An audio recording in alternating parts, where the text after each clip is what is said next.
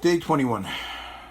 We must be especially careful not to speak Lashon Hara in a base medrash or a base knesses, and not to speak about a Talmid Chacham or an elderly person. Matters of respect. A verse in Sefer Yechezkel refers to a base knesses, a shul, or a base medrash as a mikdash ma'at, a miniature base of mikdash.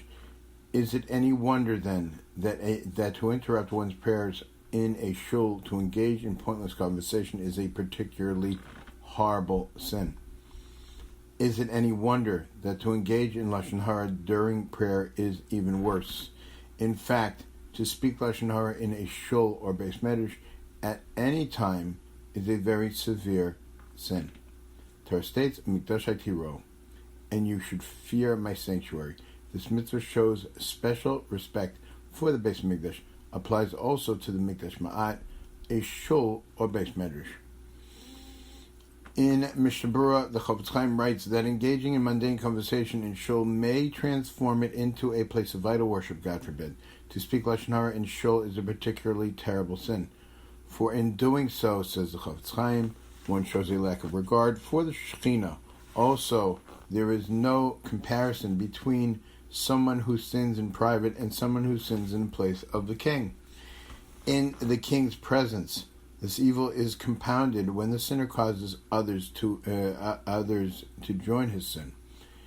In this segment, the Chofetz Chaim paints a picture of a distinguished member of a shul who, in full view of the congregation, is engaged in a conversation spiced, or better said, poisoned with Lashon Hara.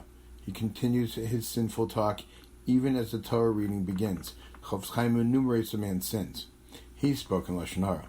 He's been guilty of Chilul Hashem by engaging in conversation in view of everyone everyone as the Torah reading is in progress.